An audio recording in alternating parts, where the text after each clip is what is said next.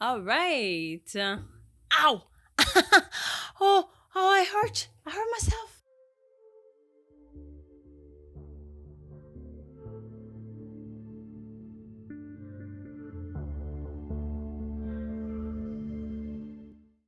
Hi everyone, welcome back to Needle Workshop. My name is Emily and I'm here today to show you how to assemble primarily the gloves from the Cosmic Guardians pattern, but we're also going to have a slight overview of the other accessories. We have the full costume pattern available for sale online, along with a super detailed written tutorial that includes tons of extra info such as how to properly measure yourself, how to print the pattern, material suggestions, and incredibly in-depth instructions. It's with this manual that you'll be able to easily assemble all the accessory pieces that you won't find in the video tutorial today. We also have a few pieces of the outfit available as individual listings in case you're not interested in the full bundle. The link to all these wonderful patterns will be in the description box below.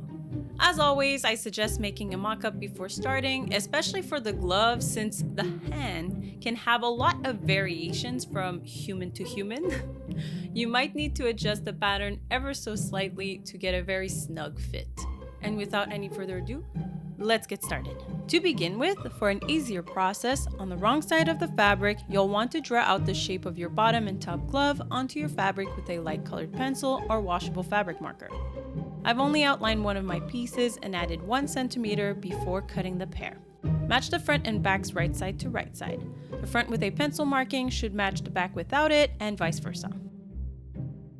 With a small zigzag stitch, no wider than 4 millimeters wide, stitch all around your glove following your markings and making sure to align your edges and notches properly. You'll want to reinforce the corner between each finger by backstitching your zigzag stitch, but also with a small straight stitch. Cut your seam allowance down to 4 to 5 millimeters wide. Cut notches between each finger corners. Try not to cut into the zigzag stitch if you can. If it's not possible, that's why the back stitching is there, and that's also why the straight stitch is there. Now time to prep our glove bumps. Take out your top and bottom layer. Sew the top to the bottom, right side to right side at either side of the length with a zigzag stitch.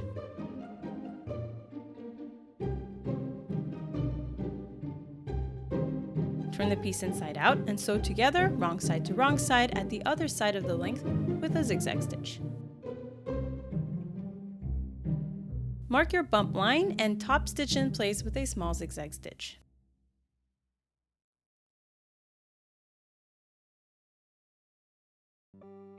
Next, fill your bumps with your stuffing. You can watch our video on the making of the Unitard to get more info on prepping your stuffing. Making sure the seam line faces towards the inside of the glove, right side to right side, fold your bumps in half and overlock the edges together. Tuck the excess of the cover stitch back into the stitch itself.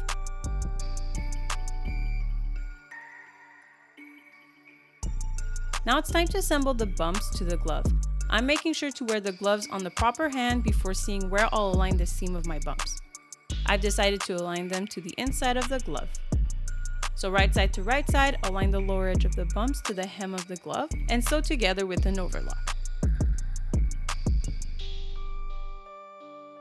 And with that, your gloves are done.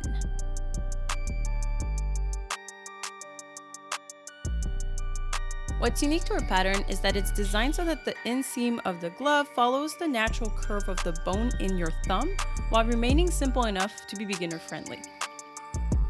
Quickly, let's take a look at some of the other accessory pieces. Once again, the full tutorial for these is in the written manual that comes with the pattern.